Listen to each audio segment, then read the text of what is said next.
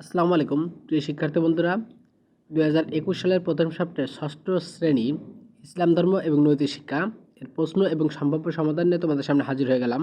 তোমাদের কি প্রশ্ন, একটু প্রশ্নটা পড়ে দিই, তাহলে উত্তর করতে সুবিধা হবে। আর যেহেতু এটা মোবাইল ভিউ, তোমাদের কাজ করতে আরও সুবিধা হবে, কারণ ভিডিওটি একবার পজ করে রাখলে তোমরা অনেক অংশ জুড়ে দেখতে পারবা, ফলে তোমাদের কাজ করতে বা এটা লিখতে সুবিধা হবে।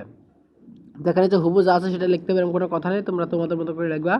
তো কি প্রশ্ন আছে আমি একবার একটু পড়ে দিই, তাহলে তোমাদের যদি কোনো থেকে কোনো উচ্চারণ বা বানান বলতে অসুবিধা হয় তাহলে সেটা খুবই সহজে পেরে যাবা। তোমার চারপাশে নানা নিদর্শন উল্লেখ সহ কালিমা তাইয়্যিবা ও কালিমা শাহাদাতের আলোকে আল্লাহ তাআলার একত্ববাদের উপর একটি প্রতিবেদন তৈরি করো। এটা হচ্ছে প্রশ্ন, আর উত্তর হচ্ছে মহান আল্লাহ তাআলা এক অদ্বিতীয়, তিনি সত্তাগতভাবে যেমনি একক তেমনি গুণাবলী তুলনাহীন, অর্থাৎ মহান আল্লাহ একক সত্তা, তার কোনো সমকক্ষ নেই, তিনি কার সন্তান নন, আবার কেউ তার সন্তান নয়। আমরা আমাদের চারপাশে নানা রকম জিনিস দেখতে পারি, সুন্দর সুন্দর ফুল, ফল, গাছপালা, তরুলতা, পশু পাখি ইত্যাদি।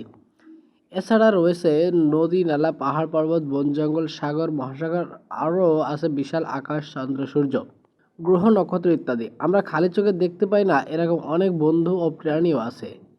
এসব সৃষ্টি এসব কিছুই সৃষ্টিকর্তা ছাড়া নিজ থেকে হয়নি। নিশ্চয় একজন স্রষ্টা এগুলো সৃষ্টি করেছেন, তিনি হলেন মহান আল্লাহ। তার কোনো সাহায্যকারী প্রয়োজন হয় না। আমাদের চারপাশে এত কিছু এবং সেগুলোর নিখুঁত সৃষ্টি এটাই তো প্রমাণ করে আমাদের মহান আল্লাহ এক এবং তিনি একাধিক স্রষ্টা।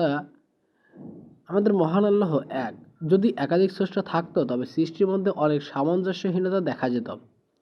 আমরা কালিমা তৈয়্যিবা জেনেছি আল্লাহ ছাড়া কোনো মাবুদ নাই বা ইলাহা নেই। মুহাম্মদ সাল্লাল্লাহু আলাইহি সাল্লাম আল্লাহর রাসূল। এই কালিমাই ইসলামের মূল ভিত্তি। আমরা পৃথিবীতে ইবাদতের যোগ্য একমাত্র আল্লাহ তাআলা, এমনকি ইবাদতের অন্য কাউকে তার শরীক করা যাবে না। অন্যদিকে ইসলামে আরেক কালিমা হলো কালিমা শাহাদাত। এই কালিমাতে বলা হয়েছে যে আল্লাহ ছাড়া আর কোনো ইলাহা নেই, তিনি এক, তার কোনো শরীক নেই।